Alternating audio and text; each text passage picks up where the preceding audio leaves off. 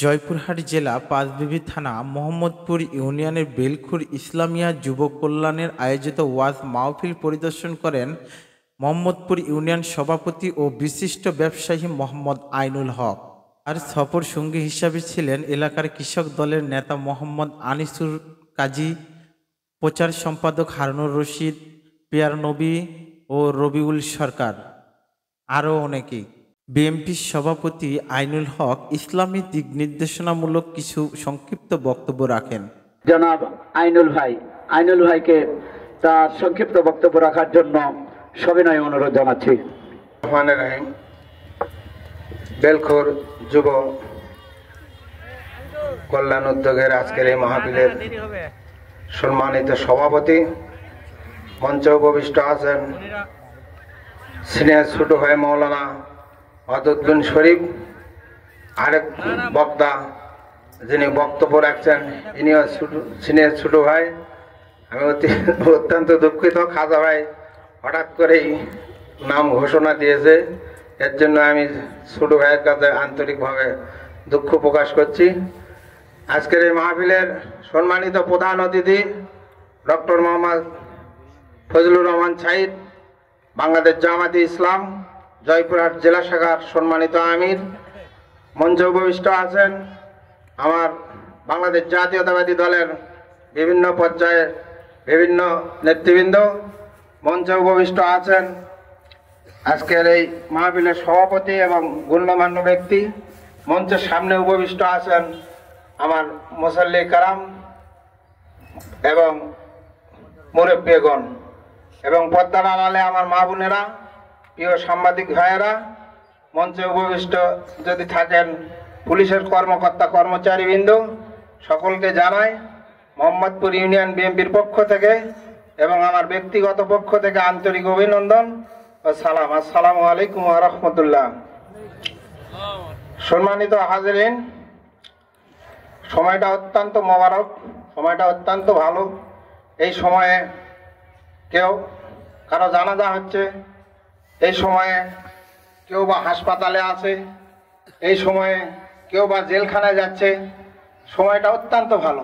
সেই সময় থেকে এই সময়ে কত লোক হাসপাতালের বেডে কাতরাচ্ছে, কত লোকের জানাজা শেষ হচ্ছে এশার নামাজ পর। সেই থেকে আমাদের আল্লাহ পাক পরিত্রাণ করে এই আজকে এই তাফসিরুল কোরআন মাহফিলের যে আমাদের বসায় এবং মূল্যবান কথা শোনার জন্য আল্লাহ পাক তৌফিক দান করেছেন, এর জন্য আমরা সকলেই দিল থেকে শুকরিয়া জ্ঞাপন করি। সেই মহান রবের দরবারে সকলেই বলি আলহামদুলিল্লাহ। শত শত দরুদ সেই বিশ্ব মানবতার দূত, সেই সাইয়্যিদুল মুরসালিন আখেরি জামানার পয়গম্বর, যিনাকে সৃষ্টি না করতে পৃথিবী সৃষ্টি করত না, তার শানে একবার সকলেই দরুদ পাঠ করি, সকলেই বলি সাল্লাল্লাহু আলাইহি সাল্লাম।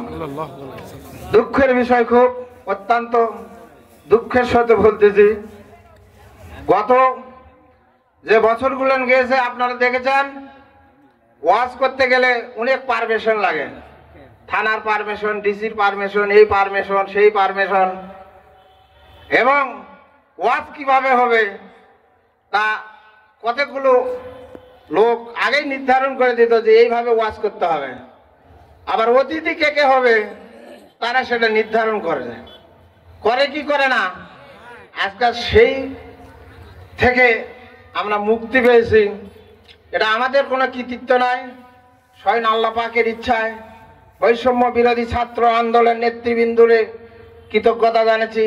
এই ডিসেম্বর মাসে, বিজয়ের মাসে, যে সমস্ত 1971 সালে শহীদ হয়েছেন এবং 24-এ যারা শহীদ হয়েছেন তাদের আত্মার মাগফিরাত কামনা করছি। আর যে সমস্ত ছাত্র সমাজের যে ভাইয়েরা আছে, বোনেরা আছে আহত অবস্থায়, পঙ্গুত্ব অবস্থায়, তাদের জন্য আমরা দোয়া করব, আল্লাহ পাক যেন তাদেরকে রোগ মুক্তি করে দেন, এই প্রত্যাশা। আমি বেশি কিছু বলবো না, এখানে ওলামায়ে কেরাম আছে, তারা বক্তব্য দিবে, তা শুনবেন এবং সেই বক্তব্য বাড়ি পর্যন্ত পৌঁছাতে হবে। মানব জীবনে প্রতিষ্ঠা করতে হবে। আপনি ওয়াজ শুনলেন, ফজরের নামাজ কাজা করলেন, কতদূর কি হবে আমি জানি না, এটা বক্তাগণ আছে, এরাই বিশ্লেষণ করবে। তবে আমি দেখেছি আল্লাহ বলেছেন যে মুসলমানের জন্য সবচেয়ে বড় চাকরি হচ্ছে নামাজ, যার বিনিময়ে আল্লাহ পাক বলেছেন সেই নামাজের বেতন দিবে জান্নাত দিয়ে। এখানে ওলামা ইকরাম আছে, আমার ছোট ভাইয়েরা আছে এবং অত্যন্ত প্রধান বক্তা আছে, বেলালী সাহেব অত্যন্ত গুরুত্বপূর্ণ বক্তব্য রাখবেন, তারা শুনবেন এবং আমলে পরিণত করবেন। তাই বেশি কিছু বলবো না।